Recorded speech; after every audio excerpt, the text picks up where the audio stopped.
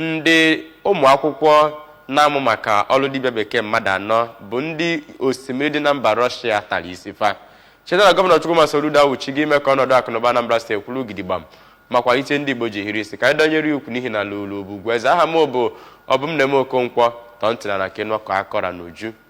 Agba nke mbụ nzukọ ndị eji okwu ha agba izu n'otu ndọrọndọrọ Progressive Grand Alliance APGA na kansụl Anaocha abịago n'isi njedebe ewee na-akpọku ndị Anaocha niile ka ha bịakọta ọnụ were otu mmụọ na otu obi kwalite ịdịkọ n'otu obodo ha ma gbaa mbọ inye ka gọvanọ Soludo chịkwa ọzọ n'afọ 2025. Ya bụ ọgbakọ summit dọtara ndị eze ọdịnala na ndị usukwuusukwu ndị ọzọ a na-anụ olu ha na mpaghara ahụ ka onye isi ndị eze ọdịnala bụ Igwe Ọkpala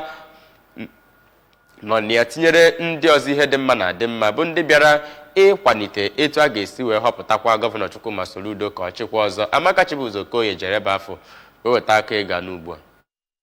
Ọgbakọ nke achịkọbara iji wee gosipụta ọrụ gọvanọ Chukwuma Soludo na-arụ ebe ọ gbatakwuru na ọrụ ụzọ na ihe ndị ọzọ eji emepe obodo bụ nke ha si ka agwọpụta ndị mmadụ dịka gọvanọ Chukwuma Soludo nọgoro arọ na-abọ n'oche. Mgbe ọ na-agwazi ndị mmadụ okwu ka onye prịnsịpal sekretrị nyere gọvanọ Chukwuma Soludo bụ Chief Jakin Aneto siri na ọchịchị APGA agago n'iru wee na-eweta mgbanwe dị iche iche na-enye ndị Anambra n'otu n'otu ma na-edozikwazi ebe niile iji wee kwalite ndụ nke ndị a na-achị. Chief Aneto gara n'iru ma sị na gọvanọ Chukwuma Soludo ka ọ nọgoro arọ na-abụọ n'oche na Anambra steeti enwego ebe mgbanwe bụ ịgba bụkwazịara ebe ndị ahịa ga na-agbata ọsọ iji wee bawanye ụba ma sịkwazịa na ha kwesịrị ka ha na-aga n'iru na-adọnyere gọvanọ Chukwuma Soludo ukwu n'ihi na ọ na-arụ ọrụ pụrụ iche na Anaocha ebe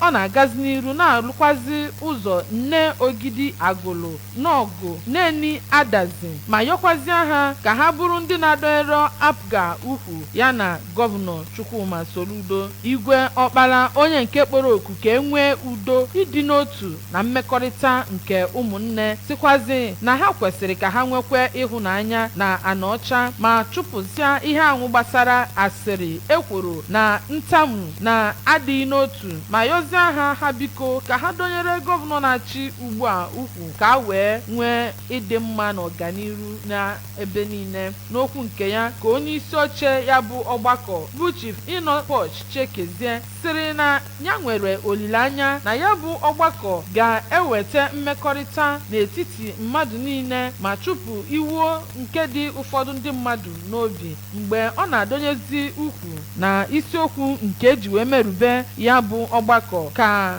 onye bụbu Attorney General nke Anambra steeti ma bụrụkwazịa Kọmishọna for Justice bụ ọkaiwu Ujunwaọgụ lụtụrụ aka na ya bụ ọgbakọ bụ nke dị oke mkpa ma bụrụkwa ihe kacha mma emere n'oge ugbu a na mbuli n'ozi nnọọ ya ka onye isi oche APGA Anaocha bụ Chief Sir Anthony Ugoji sịrị ka ya na-emerube otu arọ n'oche dịka onye isi oche APGA nke Anaocha na ya na-ewegara gọvanọ Soludo ekele n'ihi ihe ndị ahụ ọ na-arụpụtasị na Anambra steeti ma karịchasịa n'ime Anaocha. Imerime mmadụ bụ ndị sizi n'otu ndọrọndọrọ ọchịchị ndị ọzọ ma banyezie na nke APGA ebe nwere onyinye nkwanye ugwu wee nyere ndị na-arụ ọrụ na APGA n'ime Anaocha. Abụ m Amaka Chibuzo Okoye maka akụkọ ụwa ABS.